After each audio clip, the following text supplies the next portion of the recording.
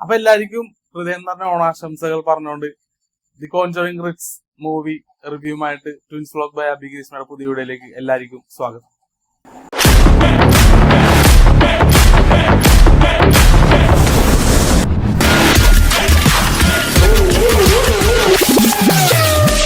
തന്നെ ഏറ്റവും ഫൈനൽ ലാസ്റ്റത്തെ മൂവി ആയിട്ടാണ് ഈ മൂവിനെ പ്രഖ്യാപിച്ചേക്കണത്. അതിന്റെ പ്രൊഡ്യൂസേഴ്സും അതിന്റെ ക്രിയേറ്റേഴ്സും ഒക്കെ.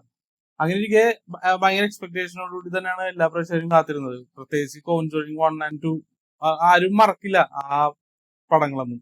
അതേപോലെ തന്നെ നണ്ണാണെങ്കിലും അനബല്യൊക്കെ ആണെങ്കിലും. പക്ഷെ ഏറ്റവും കിടിലനായിട്ട് എനിക്ക് പേഴ്സണലി ഫീൽ ചെയ്തതാണ് കോൺജറിംഗ് 1 and 2 ആണ്. അപ്പൊ അതിന്റെ സീരീസ് എന്ന് പറയുമ്പോഴത്തേനും ആ ഒരു എക്സ്പെക്ടേഷനോടുകൂടിയാണ് ഞാൻ പടം കണ്ടത്. എക്സ്പെക്ടേഷനൊക്കെ മീറ്റ് ചെയ്തില്ല എന്ന് ഞാൻ പറയല്ല. പക്ഷെ ഹൊറർ സീൻസ് ഒക്കെ ആണെന്നുണ്ടെങ്കിൽ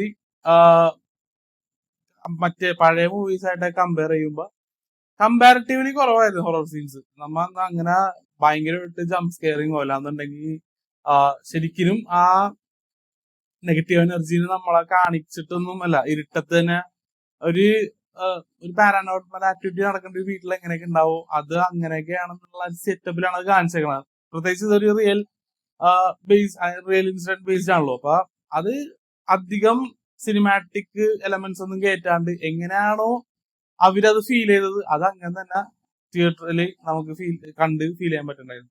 അപ്പൊ അതാണ് പടത്തിന്റെ ഏറ്റവും പോസിറ്റീവായിട്ട് എനിക്ക് പറയാനുള്ളത്. കാരണം വേറെ ഭയങ്കര എന്താ വികൃതമായ രൂപങ്ങൾ കാണിച്ചു അല്ലാന്നുണ്ടെങ്കിൽ നന്ദിനൊക്കെ പോലൊക്കെ പേടിപ്പിക്കുന്ന സീനൊക്കെ കാണിച്ചു. അങ്ങനത്തെ സീൻസ് ഒക്കെ പടത്തിൽ വളരെ കുറവാണ്. അത് ഈ പടത്തിൽ എന്താ പറയാനുള്ള വെച്ചാല് നെഗറ്റീവ് എനർജി ഉണ്ടെന്നുണ്ടെങ്കിൽ അവരൊരു ഫാമിലിനെ അവർ ഹാപ്പി ആയിട്ട് ജീവിക്കാൻ സമ്മതിക്കില്ല എന്നുള്ള കൺസെപ്റ്റാണ് പടം മെയിൻ ആയിട്ട് മുന്നോട്ട് വെക്കണം. അപ്പൊ അത് എങ്ങനെ കാണിക്കാൻ പറ്റാതെ അങ്ങനെ ആ നല്ല രീതിക്ക് തന്നെ പ്രസന്റ് ചെയ്തിട്ടുണ്ട്. പിന്നെ പടം തുടങ്ങുന്നത് മനസ്സിലാക്കി കൂടില്ല. അത് വളരെ ഒരു ആഡ് കാണിക്കുന്ന പോലെയൊക്കെ തുടങ്ങി.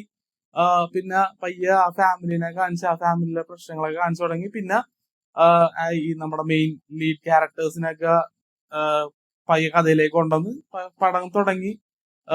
ഇതാണ് സംഭവം എന്നൊക്കെ കാണിച്ച് പയ്യെ വളരെ സ്ലോ ഫീസി പോണ ഒരു പടം. പടം ഡ്യൂറേഷൻ 2 മണിക്കൂർ 10 മിനിറ്റ് കണ്ടുള്ളൂ.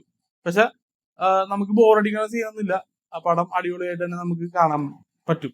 അപ്പൊ കഥ ഭയങ്കര സീരിയസ്, അതായത് ഒരു ഹൊറർ ഫീലിൽ പോകണമെന്നുണ്ടെങ്കിലും ഇടക്കൊക്കെ അവിടെ ഇവിടെയൊക്കെ പ്രേക്ഷകർക്ക് ചിരിക്കാൻ വേണ്ടിയിട്ടുള്ള സാധനങ്ങളൊക്കെ കോമഡി, ചെറിയ രീതിക്കുള്ള കോമഡിയൊക്കെ പടത്തിലുണ്ടായിരുന്നു. അതെല്ലാവരും എൻജോയ് ഉണ്ടായിരുന്നു ആ കോമഡിയൊക്കെ. പിന്നെ മെയിനായിട്ട് പറയണമെന്നുണ്ടെങ്കിൽ അതില് ആ ഹീറോ പറയണ ഒരു മെസ്സേജ് ഉണ്ട്. അതായത് ആക്ടർ ചോദിക്കും, ഇതൊരിക്കലും ഒരു സ്പോയിലർ അല്ല, അതൊരു സ്റ്റേറ്റ്മെന്റ് പോലെ പറയണത്. നിങ്ങളുടെ കേസുകളൊക്കെ ഇങ്ങനെയാണോ എന്ന് ചോദിക്കുമ്പോഴത്തേനും അയാൾ പറയും കേസുകളൊക്കെ ഡിഫറെന്റ് ആണ്, ഫാമിലി ഡിഫറെന്റ് ആണ്, പക്ഷെ ഇതിൽ മേജറായിട്ട് നിൽക്കണ ഒരു എലമെന്റ് ഫിയർ ആണ്, ഭയം. അതാണ് സത്യം. അത് തന്നെയാണ് ആ പടത്തിൽ ക്ലൈമാക്സിൽ കാണിക്കുന്നത്. നമ്മ പേടിച്ച് നിൽക്കണമെന്നുണ്ടെങ്കിൽ ഏതൊരു ശക്തിയും നമ്മളെ കീഴ്പ്പെടുത്താൻ പറ്റും. തിരിച്ച് പൂർവാധികം ശക്തിയോട് തിരിച്ച് അതിനെ തരണം ചെയ്യാൻ അല്ലെങ്കിൽ ഫേസ് ചെയ്യാൻ റെഡി ആണെന്നുണ്ടെങ്കിൽ ഏത് വലിയ ശക്തിയാണെങ്കിലും നമുക്ക് കീഴ്പ്പെടുത്താൻ പറ്റും എന്നുള്ള കൺസെപ്റ്റും കൂടിയാണ് പടത്തിൽ പറഞ്ഞുള്ളത്. അപ്പൊ അങ്ങനെയൊക്കെ എനിക്ക് ഭയങ്കര റിലാക്സ് ആയിട്ടൊന്നും കാണാൻ പറ്റിയ പടമല്ല ഒരിക്കലും. ഹൊററാണ്, അഡൽട്സ് ഓൺലി ആണ്. ആരും കിഡ്സിനെയും കൊണ്ടൊന്നും തിയേറ്ററിൽ പോകരുത്.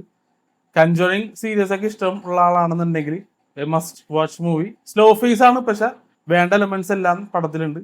അപ്പൊ ഓണം വെക്കേഷനൊക്കെ കൺജറിങ് കണ്ട് ആസ്വദിക്കുക, പേടിക്കുക. പത്രം പറഞ്ഞുകൊണ്ട് ഞാൻ വീഡിയോ അവസാനിപ്പിക്കുന്നു. വീഡിയോ ഇഷ്ടമായെങ്കിൽ ലൈക്ക് ചെയ്യുക, ഷെയർ ചെയ്യുക, കമന്റ് ചെയ്യുക, ചാനൽ കൂടുതൽ ആൾക്കാരിലേക്ക് എത്തിക്കാൻ ഹെൽപ്പ് ചെയ്യുക. പത്രമുള്ളൂ. ബൈ.